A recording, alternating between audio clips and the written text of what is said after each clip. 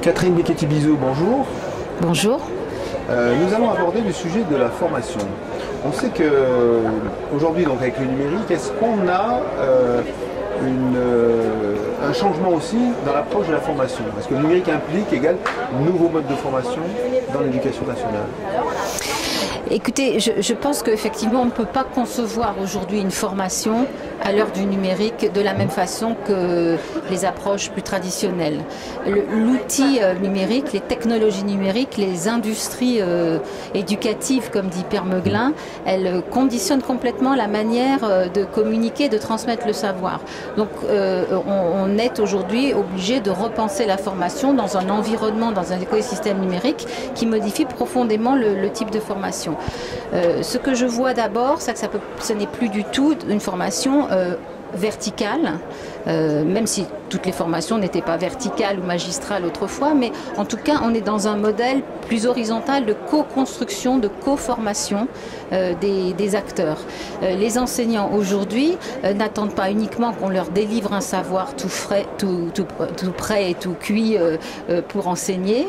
Il y a des choses à transmettre, mais ces choses à transmettre pour enseigner aux élèves doivent intégrer les pratiques culturelles des élèves eux-mêmes, les pratiques sociales des élèves eux-mêmes, et pour cela il faut que les enseignants ensemble s'interrogent, partagent leurs pratiques, échangent sur leurs pratiques et structurent eux-mêmes les objectifs de leur formation, les modes de réponse à leur formation, et donc on est dans des approches collaboratives de la formation.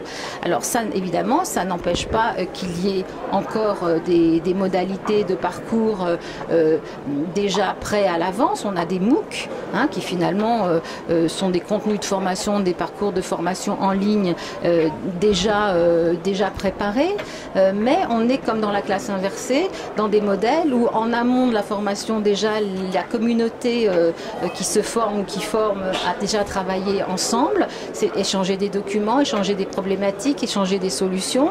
Le parcours de formation, comme par exemple dans Magistère, est déjà structuré et constitué, mais on peut ensuite l'enrichir et en aval de la formation, continuer à échanger, continuer à travailler ensemble, continuer à modifier, à améliorer et à enrichir ce qu'on a préparé. Donc vous voyez qu'on est dans quelque chose de totalement différent, et toutes les formations aujourd'hui doivent être pensées comme cela, ce qui d'ailleurs permet autre chose qui est très important aussi à l'heure du numérique, c'est l'essaimage. Les formations aujourd'hui, elles doivent se faire par essaimage, au plus près du lieu d'activité professionnelle des enseignants, dans leur établissement, autour de leur établissement, sur le bassin, sur le territoire. Mais cet essaimage, il peut aussi se faire bien au-delà de la communauté qui a organisé la formation, puisqu'aujourd'hui, on voit des échanges de pratiques et des formations qui touchent des communautés à l'autre bout du monde. Parfois, des professeurs sont assez isolés dans leur établissement scolaire, mais communiquent avec tout un réseau de collègues, de pairs qui travaillent aux quatre coins de la France et avec qui ils ont constitué des communautés. Donc ce sont, si je me résume, des formations horizontales, collaboratives, par essaimage et qui peuvent fonctionner grâce au réseau. Voilà. Alors on a vu les caractéristiques en fait, de ces nouvelles formations, dans ces nouveaux objets. Est-ce que le numérique, la formation doit s'intéresser à l'objet même du numérique ou aux outils? Parce que pendant longtemps, on s'est concentré sur la formation aux outils, utiliser les machines, utiliser un PMI, etc. Est-ce qu'aujourd'hui, on doit s'orienter sur autre chose? C'est quoi en fait l'essentiel? Alors là, vous m'interrogez sur les contenus de formation. Alors, les contenus de formation eux-mêmes sont modifiés. Les apprentissages fondamentaux restent les mêmes. Il s'agit toujours d'apprendre à lire, à écrire, à compter, à communiquer, à échanger. Mais il est clair qu'il y a de nouvelles responsabilités dans l'éducation. Il faut qu'on apprenne aux élèves à réfléchir à ce qu'ils sont en train de faire. Qu'est-ce qu'il y a derrière les dispositifs numériques?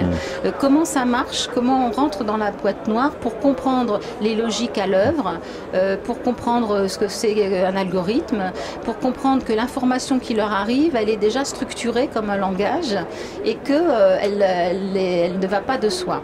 Donc il faut apprendre aux élèves à prendre du recul sur les langages qu'ils utilisent. Le numérique, c'est une écriture, c'est la nouvelle écriture. Donc ce langage-là, les élèves ont à l'utiliser, mais aussi à le comprendre dans son fonctionnement.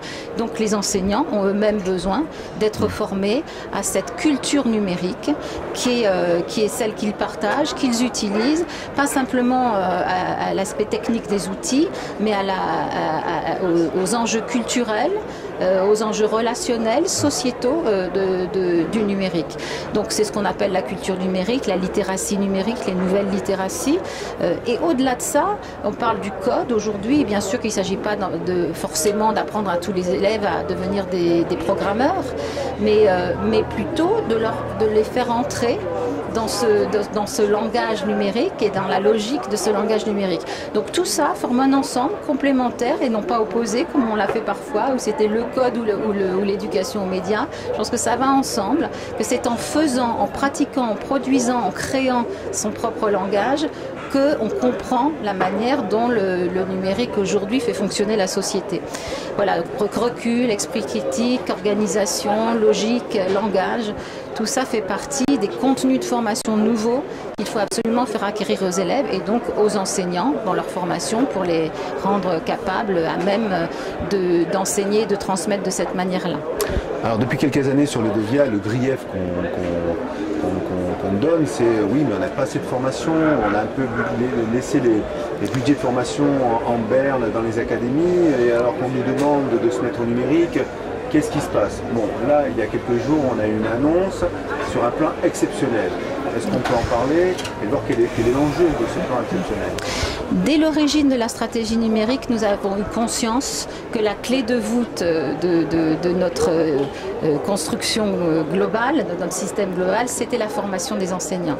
Bien sûr, les enseignants ont eux-mêmes une pratique du numérique, puisqu'on sait que 95% des enseignants sont eux-mêmes équipés, préparent leurs cours avec le numérique, mais ils s'informent, ils préparent leurs documents, ils construisent leurs cours avec le numérique, mais ils l'utilisent très peu avec leurs élèves. Ils ont beaucoup de mal à intégrer les pratiques de leurs élèves, les pratiques numériques de leurs élèves dans leurs cours et inversement à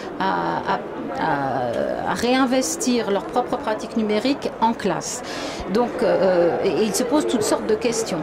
Donc, il y a une très forte attente des enseignants lors de la concertation nationale que nous avons organisée au mois de janvier et février. 93% des enseignants ont dit « Nous avons besoin d'un accompagnement au quotidien et sur le long terme de nos pratiques numériques parce que nous avons des questions en continu que nous nous posons et nous avons besoin non pas de formation générale et théorique, mais comment on introduit dans nos usages au quotidien, comment on introduit le numérique, comment on structure nos séquences, comment on construit un parcours numérique avec les élèves, comment on travaille collectivement. Vous savez que la réforme du collège tombe à point. De ce point de vue-là, ça peut être un levier pour le développement du numérique puisqu'on doit travailler en projet, en interdisciplinarité. Donc en formant les enseignants aux usages du numérique dans leur discipline, on les incite aussi à rentrer dans des démarches de projet, à travailler en interdisciplinarité. Donc tout ça est très cohérent. Hein, voilà.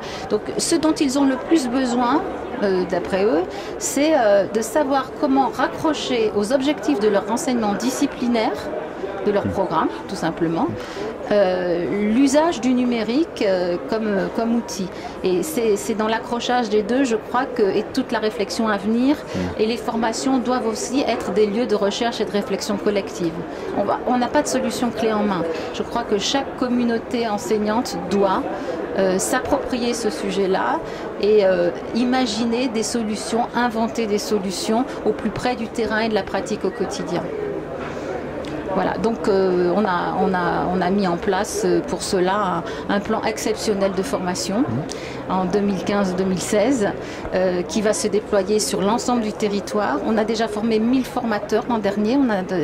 On a délégué des crédits aux académies importants pour former des formateurs. On va doubler le nombre de formateurs et travailler de la manière que je viens de décrire, c'est-à-dire par essaimage, par réseau, par territoire, bassin, district, réseau d'établissements, effectivement, sur la base du volontariat aussi des enseignants, parce que chaque enseignant peut devenir un formateur de ses pairs dans cette logique-là. Donc on a déjà préparé ce terrain-là. Et évidemment, il y a Magistère aussi, hein, le dispositif d'enseignement en ligne qui va être déployé, qui a déjà formé 250 000 enseignants l'an dernier sur le premier degré et qui va être déployé sur le second degré l'année prochaine. Dans ce qui va de pair avec un plan numérique d'équipement, on a le plan aussi de formation. Voilà, et c'est ce qui va permettre au plan d'équipement de prendre tout son sens.